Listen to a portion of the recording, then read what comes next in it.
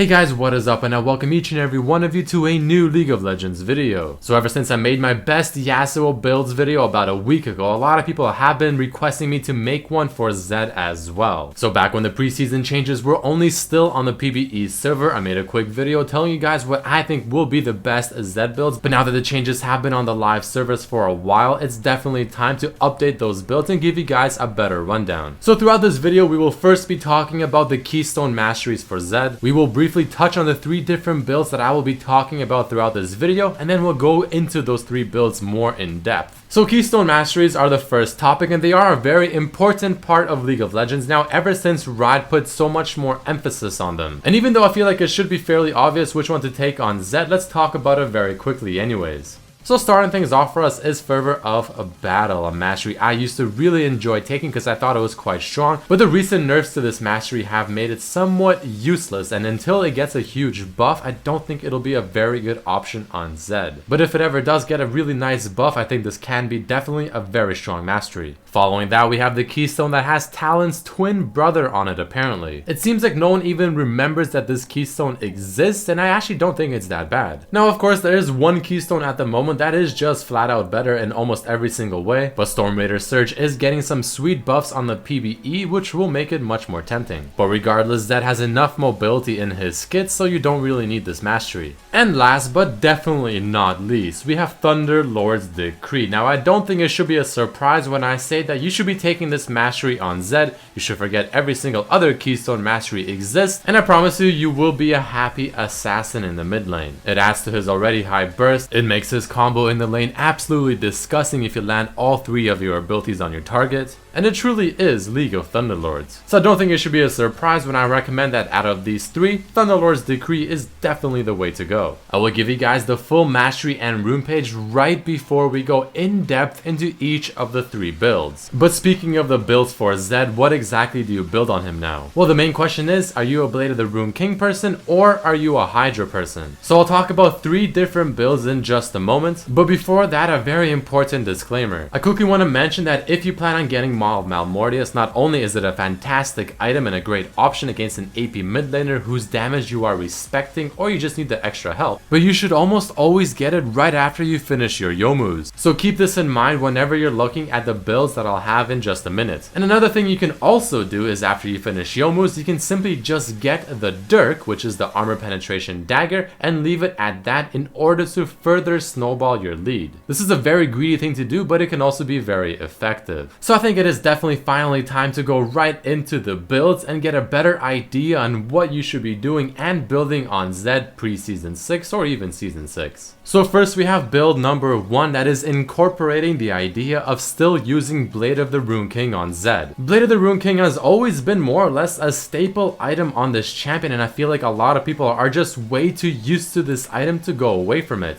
After a lot more testing and even some research, I've realized that this is actually still not too bad on Zed as long as you make it work properly. Next up we have the Hydra build, which I have to say is becoming more and more popular ever since Borg just doesn't feel as strong as it used to on Zed. This is a fantastic build because it offers more raw damage than the Blade of the Rune King build path. It has nice AoE built into it as well, a sweet auto attack reset, great AoE potential in team fights, and it really just feels like it has a lot going for it. And the last build we'll talk about is going to be sort of a split pushing dueling type build, combining Phantom Dancer, Infinity Edge, and Blade of the Rune King, giving you a lot of attack speed and just overall dueling power. I still highly recommend using one of the first 2 builds that we'll be talking about, whether it's the Blade of the Rune King path or the Hydra path, but this is still worth mentioning. Let's quickly touch on the runes and masteries you want to use on Zed because they are standard throughout all of the builds. Armor pen reds and flat AD quints, flat armor yellows, and flat or MR per level blues. If you're facing an AP mid laner, you can switch out the yellows for HP per level instead. So let's talk about the first major build, building Zed with Blade of the Rune King. So the starting items are the exact same in every single build. Usually you want to go longsword and 3 potions, but you can definitely get away by going boots and 4 potions instead. Now the core items for this build, Yomus without question on every single build, is the first item you want to get.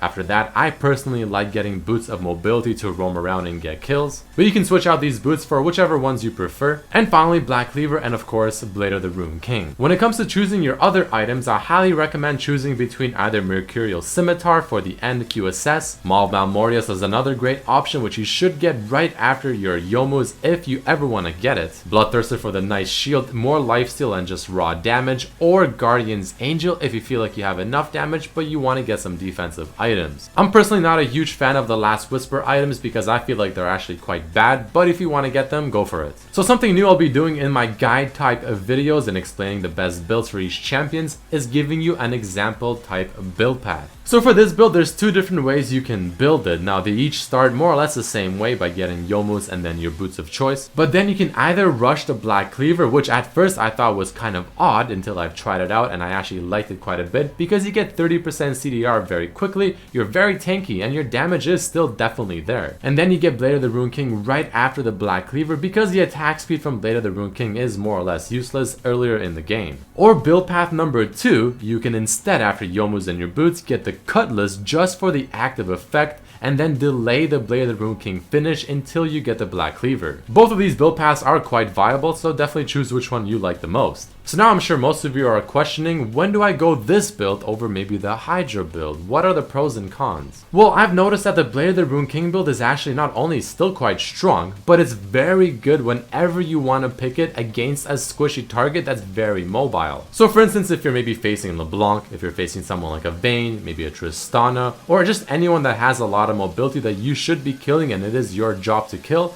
Blade of the Ruined King's active effect that gives you move speed and slows them down is very useful. If you're feeling like you want to split push a bit more than team fight, this is also a pretty nice time to get Blade of the Ruined King because attack speed is really nice in that scenario. And then you have the obvious effects like the active effect of Blade of the Ruined King making it easier to land your Qs and also increasing the damage on your death mark and just making Zed feel a bit smoother of a champion with the increased attack speed. However, the bad parts of this build is that it offers 50 less AD compared to the Hydra build in just the core items. The wave clear of course isn't necessarily as high as the Hydra, though it is still quite good. The AoE damage isn't as high as the Hydra build, and overall the power spike isn't as great as well, and you'll see why soon. But let's now move into the second build that you can now do on Zed and be just as effective as the standard Blade of the Ruined King. So like I said earlier, the starting items are still the same, however the core items there is one difference. Instead of Blade of the Ruined King, you now get Hydra. Now when you want to decide what items you want for the last two slots, well the recommendations are more or less the same, however Death's Dance is quite good here. The reason for that is because whenever you use the active effect of Hydra, Death's Dance works off of it as well, and you have a very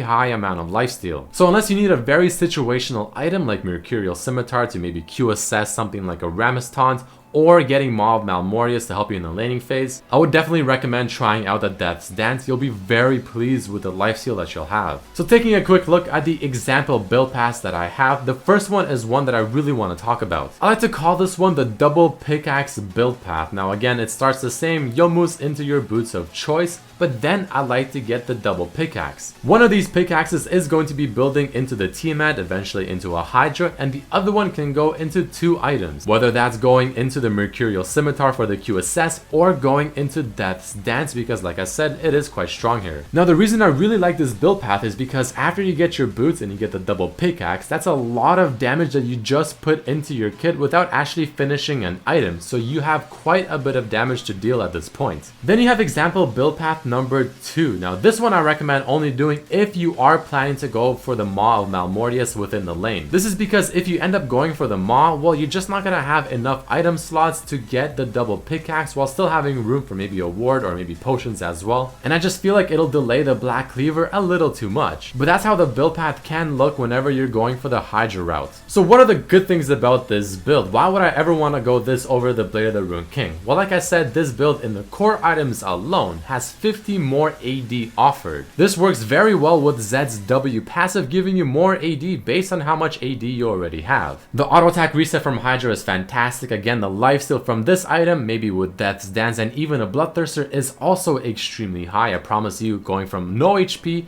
to using it on a full minion wave, you'll go to almost full HP. The build path like you saw earlier with the double pickaxe is also very interesting because it has a huge power spike and you can do a lot of damage very quickly, a lot of AoE potential with within team fights, and it just overall is a really solid build path that I highly recommend trying out if you haven't. Now the bad things about this build is that you don't have a lot of attack speed, so you feel a little sluggish because of that. And if a high priority kill target like the ADC or the mid laner is very mobile, well, using this build to kill them is not going to be the easiest thing in the world, since this build focuses more on raw damage and not as much on the utility. But let's quickly talk about the final build. Now I'm not going to be spending too much time on this one because I simply don't think it is just as good as the other two, but it's still pretty cool. So the core items for this one, I actually have 6 items listed because they're all pretty core in order to make this build work with how I intended to. You have a lot of mobility, a lot of attack speed, you have the crit potential from the IE and the PD combination, and you have a lot of dueling power as well thanks to the PD's passive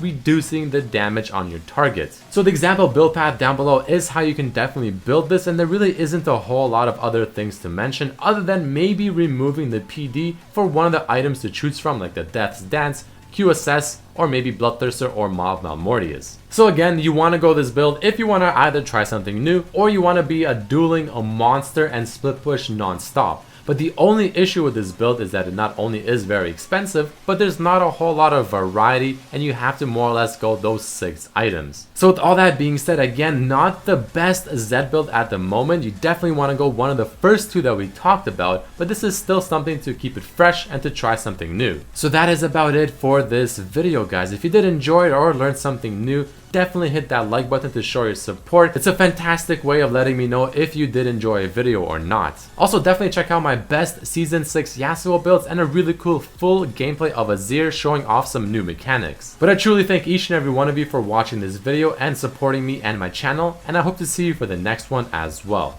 Peace.